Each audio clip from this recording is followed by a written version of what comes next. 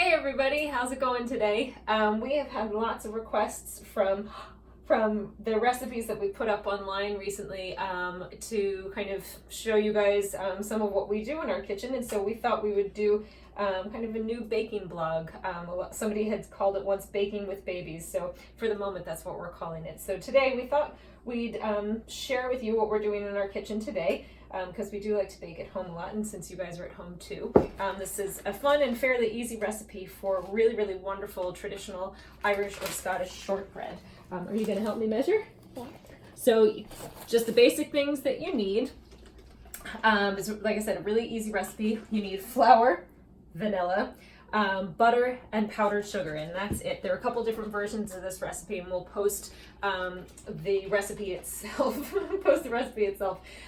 in the post below. So and we'll post some of those variations as well. So depending on what you have in your house, it's a really good treat and a snack to have, especially when we can't go out to get kind of treats on the run at this time. So we're gonna start with the butter.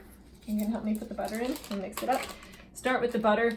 You take just a wooden spoon or something to kind of mash it up. You want to have softened it beforehand. Either leave it out for a little while or put it in just for a couple of seconds into the microwave to soften it up. And as you're doing this, or just before you do this, you want to preheat your oven to 325 degrees Fahrenheit. And if you're doing this across the ocean, I know there are gas marked equivalents, so be sure to be looking that up as well. This is a really great recipe. Fanon and I actually used this recipe for the shortbread that we had at our wedding over in Ireland many years ago at this point. We found it from the brown bag. Should we open it? In just a moment. We have to put the powdered sugar in first. It's called Brown Bag Cookie Art Company. As you can see here, we have a shortbread pan as well as a cookie stamp, and they're both made by that same company. And I'll put a link up to them as well because we really like their stuff. We'll put the vanilla in just a moment. We're going to put powdered sugar in. So you have a stick of butter and then about a quarter cup of powdered sugar. No eating. No eating it yet. What do we have to do first?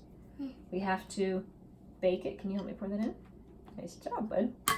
All right, and if you're baking at home with little guys, like I said, Liam almost always helps me with whatever I'm baking in the kitchen, and it's a great way to either help kids just get involved. It's kind of a realistic Play-Doh, and just get used to kind of being in the kitchen with you. It also helps with counting or with measuring if kids are learning fractions. It's a good way to get them introduced to all of that too.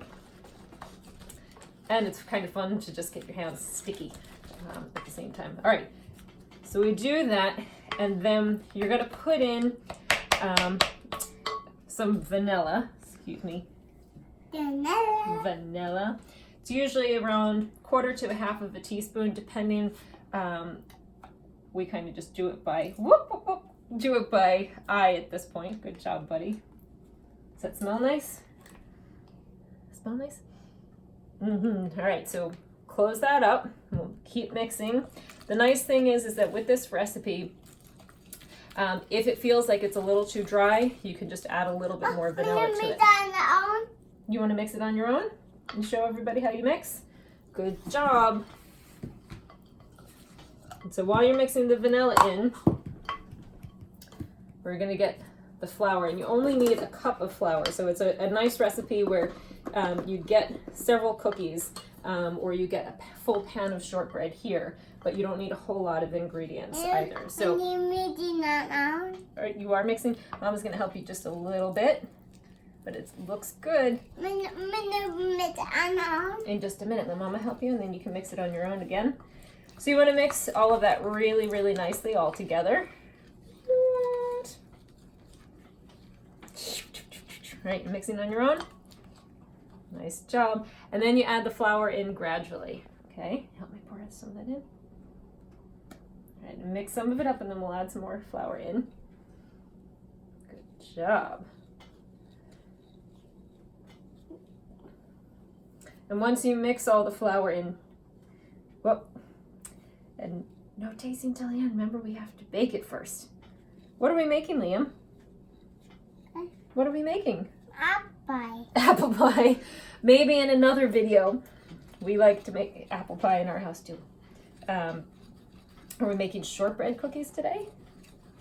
And then you add the rest of the flour in, mix it all up.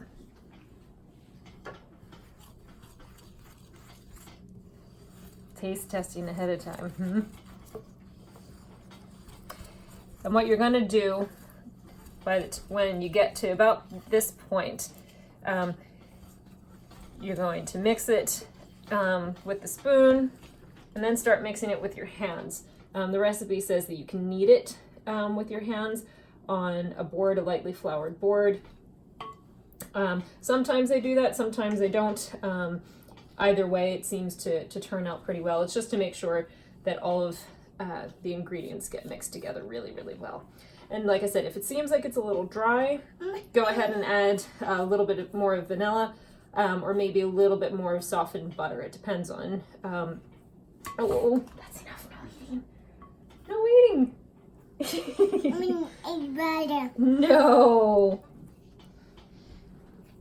We have to, no, we have to wait for it to bake first. Wait. Bake. And the other nice thing about this recipe, if you're making shortbread as opposed to kind of like chocolate chip cookies, is that there are no eggs in the batter. So that if somebody feels like taste testing ahead of time, it's not to worry. Okay. Need butter. Oh, no more. Alrighty. So once you get to about this stage, just a minute, hang on. Need butter. We're gonna make little balls. So you can either put this directly into the shortbread pan here. Just a minute, bud. You can either put it directly into the shortbread pan, and you want to spray it with, or put butter onto the pan, so really grease it really well, or else it gets kind of stuck fairly well in these and it gets harder to turn over when you're finished. Or like we're going to today, we're going to actually make cookies and press them with this cookie stamp. You can also, if you want to, you can use just a regular kind of square pan to kind of put the shortbread in if you don't have either one of these. Or just if you're gonna do cookies, like stamps with this, if you don't have one of these stamps, just use a glass. Just use a glass and use the bottom end of a glass to flatten it. So here's the next step. You're going to take the dough and you're going to make, leave it. Eat it. In just a moment. You're going to take the dough and you're going to roll it into a ball about this size. So it's about an inch. Eat the bait. Eat the what? bait. Eat bread. The bread? Yeah, we can have bread in a minute. He's jumping the gun. We're going to make baguettes in one of our next videos. Oh, please don't pull. Please don't pull. Hey, dude. Mister. I'm going to eat the little one. Would you like a small piece of one of the cookies that we already finished? Yeah. Yeah? Yeah. I'm going to eat the big one. Just a piece. So you're going to do that with all of these. And if you're putting them on a pan, if you're doing the stamped cookies, if you're doing them on the stamped cookies, you're going to grease your pan really, really well. And so clearly, since someone's a little hungry at the moment, we're only going to do a couple of these to show you, just to begin with, how this works. Okay, so you're going to take, once you have your ball of dough, you're going to take just a little bit of flour in your hands and just kind of rub it on the dough itself, or kind of dust it back and forth so that it doesn't stick to the cookie stamp. And you're going to do that to a couple of them at a time so that the dough doesn't kind of soak in. And you're going to, sit back, bud. You're going to place them on the cookie sheet itself and get ready to stamp them. Are you going to help me stamp? Yeah. Then you're going to take the cookie stamp. We like to make ours fairly thin. It's up to you how thick you want the cookies to be. You literally just take the stamp, push it down like this until it's pretty flat, and then you get whatever the design you have. We've got a kind of Celtic knot heart at the moment. And we try that with the next one. This is where the flour becomes a really important part so that it doesn't stick too much. You can see I don't really have any of the dough in there. It doesn't get stuck on the stamp itself. Alrighty. So once you've finished with all of them, you're going to put your cookies, cookie sheet into the oven. Like I said, 325 degrees Fahrenheit. And you're going to put them in until they get golden brown. So you want to switch them back and forth. If you have them kind of on the top rack, switch them back and forth between the top and the bottom and maybe rotate the pans a bit. All in, it probably takes around 10 minutes, 10-12 minutes. But just keep an eye on them. It depends on the thickness of your cookies. So we'll check back in a few minutes and we'll show you how we ended up and we'll go from there. Happy baking, everybody. All right, everybody, let's check out and see how we did. We've lost our helper. He's in his own little kitchen in the other room. Very busy. So we're heading back to the big kitchen. We're going to check out how we've done so far. So I've turned these a couple of times, rotated them, and switched which trays they're on, and looking pretty good. So it's up to you just how golden you want to make them. We like them a little bit more toasted in our family so that they're a little bit crispier, but it's up to you just how golden you'd like them to be. So this is looking pretty good today.